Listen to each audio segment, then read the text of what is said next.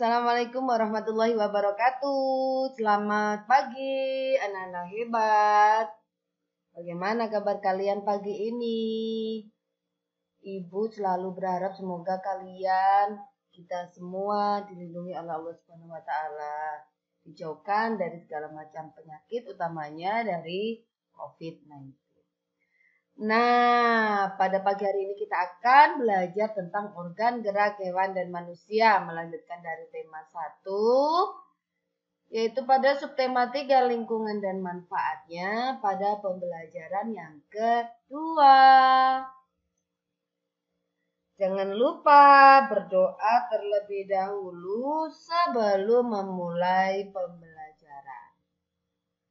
Oke, silakan kalian buka buku tematikmu pada halaman 132. Nah, di situ ada bacaan pembuatan gerabah.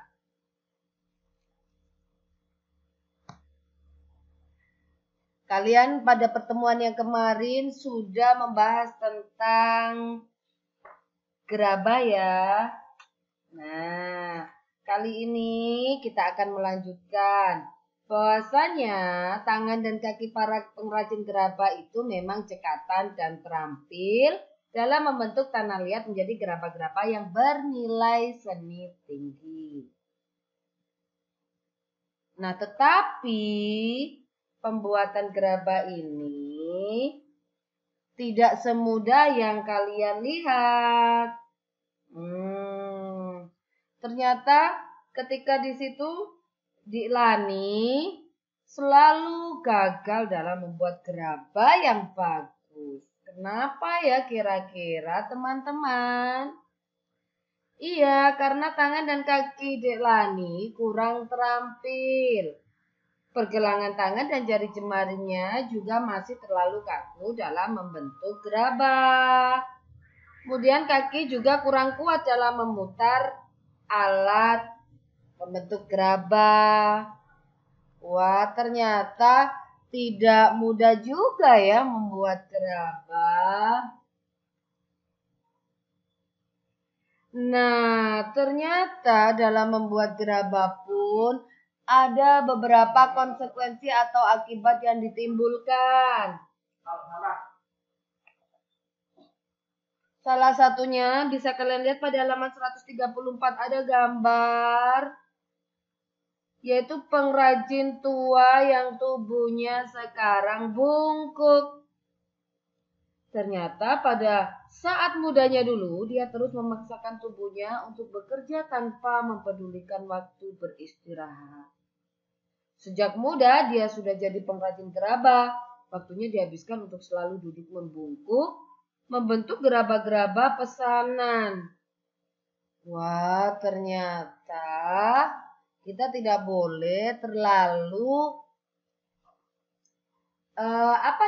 tidak boleh terlalu tidak mempedulikan waktu untuk beristirahat, karena beristirahat itu ternyata penting. Nah, pada kesempatan kali ini kita akan melanjutkan pada mata pelajaran IPA, Bahasa Indonesia, dan SBDP. Jadi tematik pada kali ini memuat beberapa mata pelajaran. Di antaranya yaitu kita akan belajar tentang alat gerak pada hewan dan manusia. Kemudian kita akan membentuk atau membuat model sederhana alat gerak manusia. Kemudian kita akan menentukan pokok pikiran. Kemudian kita akan memahami gambar cerita. Nah, nanti kita akan membuat komik. Oke ya. Baiklah. Ternyata si pengrajin gerabah tadi tulangnya bungkuk karena terlalu banyak bekerja tanpa mempedulikan istirahat. Nah, sekarang kita akan membahas tentang macam-macam kelainan pada tulang. Ada beberapa. Oh ya, Ibu mau mengingatkan. Ayo, kita kembali lagi. Alat gerak aktifnya itu apa?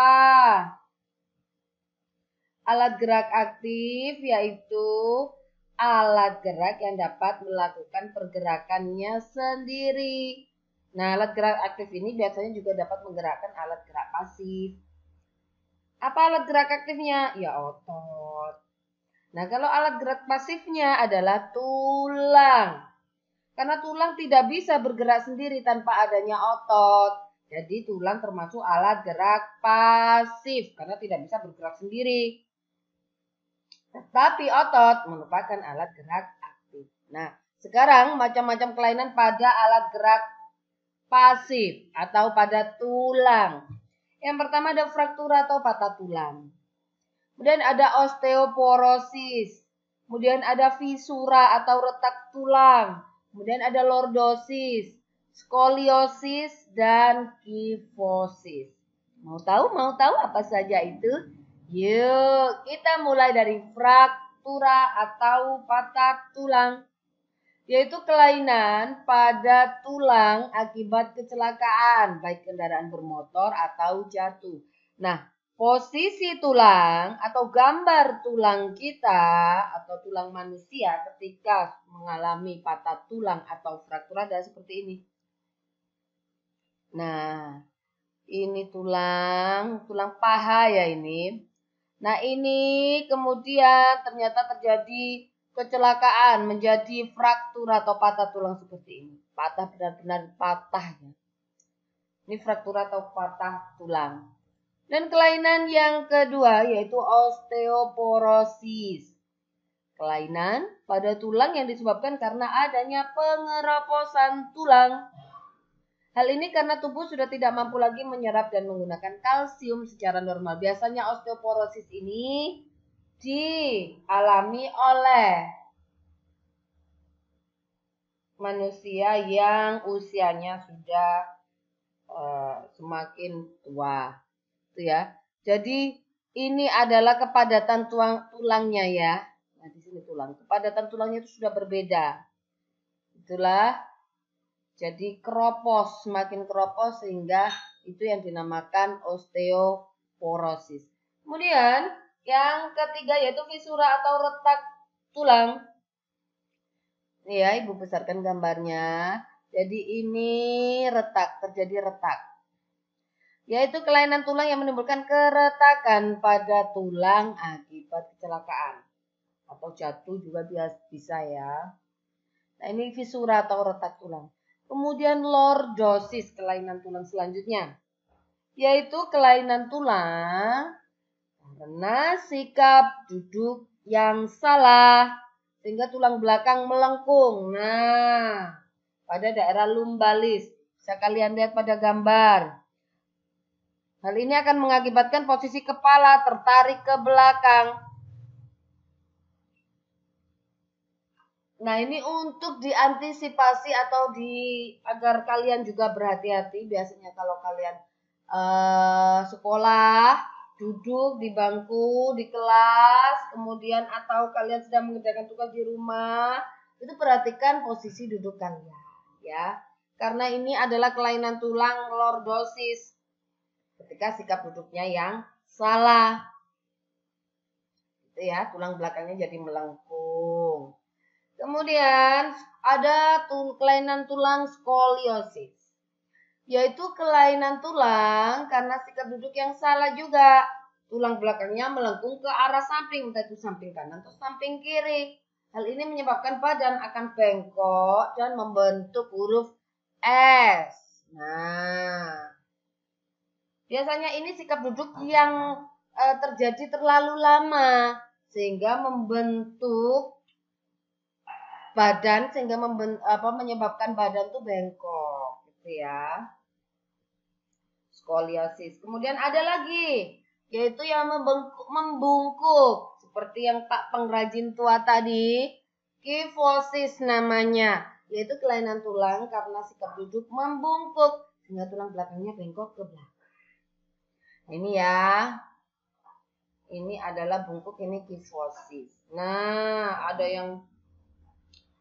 ada beberapa kelainan tulang sehingga beberapa diantaranya juga karena posisi duduk duduk yang salah, sehingga ibu mengingatkan kalian ketika kalian duduk itu harus memperhatikan posisi duduk kalian yang benar. Gitu ya, jangan sampai terjadi kelainan tulang karena sikap duduk yang salah itu terus dan terus berlanjut. Baik, itu adalah beberapa kelainan pada tulang atau alat gerak pasif. Nah, sekarang ada tugas untuk membuat model sederhana kelainan organ gerak manusia. Di sini Ibu ada langkah-langkahnya, bisa kalian screenshot.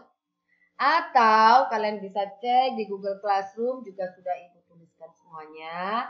Kita akan membuat model sederhana dari kelainan organ gerak manusia. Buat satu saja ya, yang mana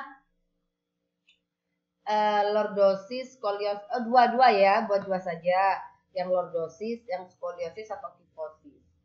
Gitu ya. Dari 3 itu silakan kalian pilih untuk membuat 2 kelainan organ gerak manusia.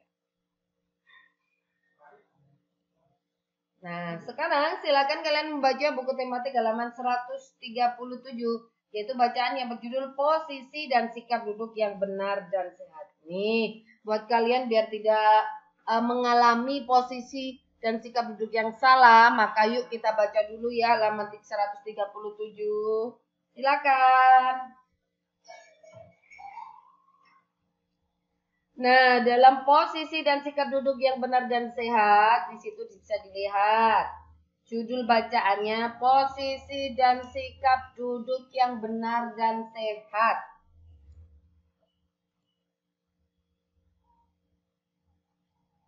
Penulisan, kalian lihat sambil membawa buku ya.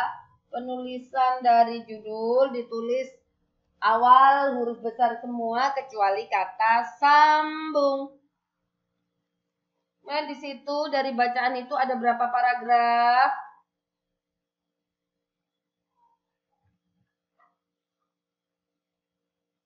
Iya, betul sekali. Ada 9 paragraf. Ada 9 paragraf pada bacaan posisi dan sikap duduk yang benar dan sehat. Nah, di dalam masing-masing paragraf itu terdapat yang namanya ide pokok. Apa sih ide pokok? Kita kembali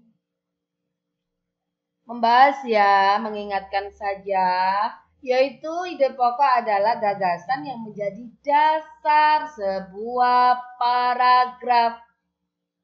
Nah, ide pokok itu biasanya ada di kalimat utama. Jadi dalam paragraf nih ya, ada kalimat utama, kemudian ada kalimat penjelas.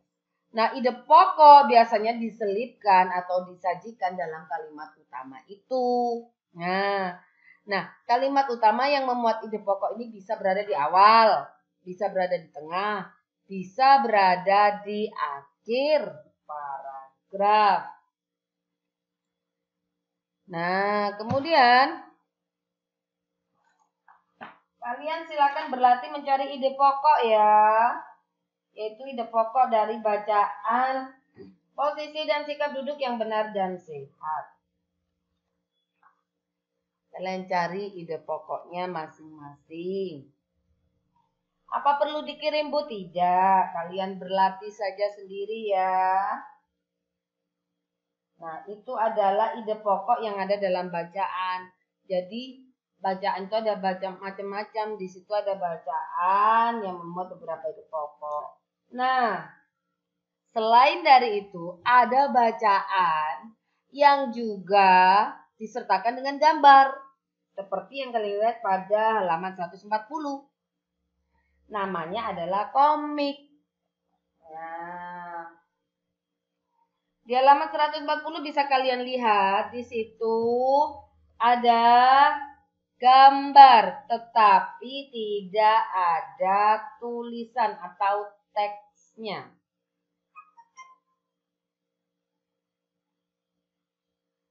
Nah, ini adalah contoh dari komik. Apa sih komik itu? Komik adalah suatu bentuk seni yang menggunakan gambar-gambar tidak bergerak dan disusun sedemikian rupa sehingga membentuk jalinan cerita. Biasanya memang komik dicetak di atas kertas dan dilengkapi dengan teks.